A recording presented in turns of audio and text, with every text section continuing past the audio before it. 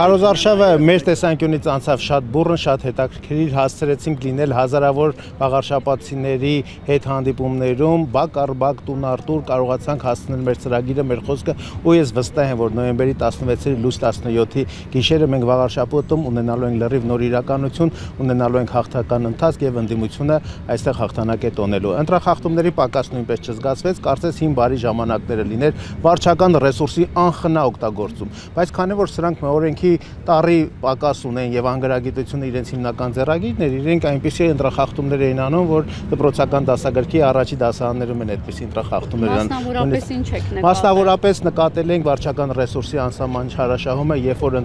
Քարոզարշավի հենց առաջին խախտում է, արագորեն նույն վարչական ռեսուրսով սկսեցին դրանք հետ վերադարձնել, վաղարշապատ մուտք է գործում, տեսնում եք թե ինչպես են, այսպես ասած, կոնկրետ մեկ տեխնացուի քարոզչական պաստառները գերակշռում, մենք համապատասխան դիմումն ուղարկեցինք տարածքային ընտրական հանձնաժողով, այնտեղ պատասխանում են, բա այդ կազմակերպությունը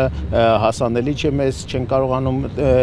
նույնականացնել եւ այլն, այդպիսի խախտումներ շատ են եղել։ Խախտումներ, որոնք իրավապահներին են ներկայացրել, առնվազն դուք տեսեք այս հենց քարոզչության բարեգործության մասին օրենքի կոպիտ խախտումը, որ մենք ականատես եղանք, հենց ընտրության նախօրյակին, հոկտեմբերի 21-ին մեկ դեպք արձանագրվեց, մեկ դեպք արձանագրեց, երբ որ ակնհայտ օրը ցերեկով այն էլ հանձնաժողովի նախագահի պարտականությունները կատարող ու ենթադրում եմ իշխանության կողմից դրված հանձնաժողովի նախագահ օրը ցերեկով հենց տան բակից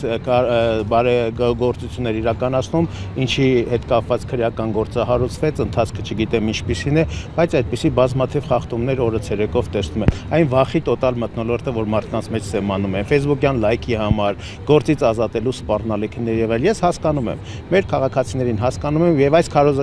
քարոզարշավի ընթացքում մենք առանձնապես մեր համակիրներին հասկանալով, որ յուրաքանչյուրը կարող է իր աշխատատեղը կորցնել, գործից ազատվել եւ այլն, ուղղակիորեն մարդկանց հորդորել ենք։ Նոյեմբերի 16-ին ընտանիքներով, երեխաների ձեռքը բռնած, որպես նոր արշալույսի, նոր զարթոնքի, նոր հույսի հավատի գրավական գնան ընտրատեղամասեր, ես վստահ եմ, ընդդիմությունը ունի այնքան ռեսուրս, որ ընտրատեղամասերում խախտում ուղղակի անհնար է։ Իսկ այդ խախտումները ինչի մասին են վկայում, այսինքն այդ խախտող ուժը մտավախություն ունի, որ հնարավոր է չհավաքի իր ցանկալի ձայնը։ 18 թվականին իրենք եկել են ժողովրդի էյֆորիայի հիման վրա եւ ժողովրդական աջակցությունը ամեն դեպքում եթե ակնհայտ էր, այս 7 տարիների ընթացքում նրանք այնպես են մսխել, այնպես են փոշիացրել ժողովրդի վստահությունը, որ մնացել է վարչական ռեսուրսը։ Միայն վարչական ռեսուրսի չարաշահման, միայն ուժի դիրքերից, միայն բռնության գործիքակազմը կիրառելով նրանք շանս ունեն վերարտադրվելու, որովհետեւ գոնե այս 1.5 ամիսների ընթացքում ինչ ես ինտենսիվ վաղարշապատցիների հետ հանդիպում եմ, շփվում եմ, հազարավոր մարդկանց շուրթերից գալիս են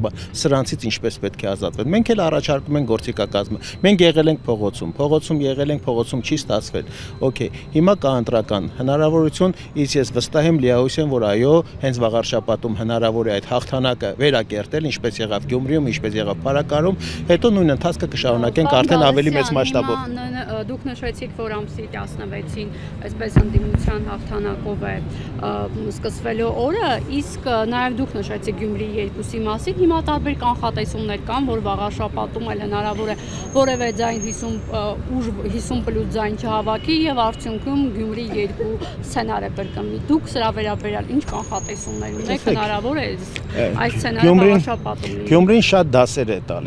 է տալիս ինչպես իշխանությանը, քարոզարշավի մարտավարության փոփոխություն ակնհայտորեն նկատելի է իշխանության ճամբարում, ընդդիմության համար էլ պետք է դաս լինի։ Մենք գոնե մեր դեպքում ունենք Խաչիկ Մանուկյան անխոցելի տեխնացու, անհամեմատ անխոցելի տեխնացու, որի շուրջ կոնսոլիդացիան շատ ավելի իրատեսական է, որի շուրջ ընդդիմության ձայների համախմբը կոնսոլիդացիան շատ ավելի իրատեսական է, բայց եկեք առաջ չանցնենք, հա, այս անգամ ես կարծում եմ, որ բոլոր դասերը հաշվի առնելով մենք ունենանք շատ ավելի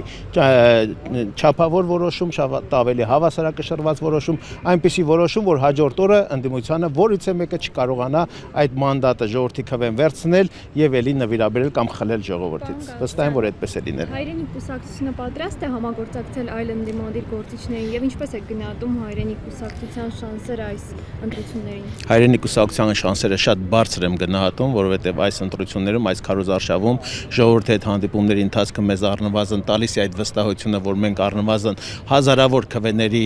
վստահությունն ենք արժանանալու վաղարշապատցիների, Խոյ համայնքի բնակիչների, մենք պատրաստ ենք համագործակցության իրական ընդդիմադիր դաշտի հետ, որովհետեւ մենք ֆիքսել ենք մեր նպատակը մեկն է։ Այս Այսուհետ ԿՊ-ն Հայաստանում պետք է իշխանություն չունենա։ Իշխանազրկում ենք վաղ շաբաթից, շարունակում ենք համապետական ընտրություններով։ Որ ուժի հետ է հնարավոր կոալիցիա Տեսեք, ես կանխատեսում, չնայած մասնագիտությամբ քաղաքագետ եմ, կանխատեսումը իմ մասնագիտական, այսպես ասած, գործառույթների մեջ է մտնում, բայց այս անգամ թույլ տվեք, մինչև ընտրության արդյունքների վերջնահաշվարկը, մինչև ընտրության արդյունքների ամփոփումը այդպեսի կանխատեսում չանել, առնվազն տեսնում եմ, որ 2-3 ընդդիմադիր ուժեր հնարավորություն ունեն այդ ընտրական շեմը հաղթահարելու, որից հետո մենք արդեն կնստենք սառը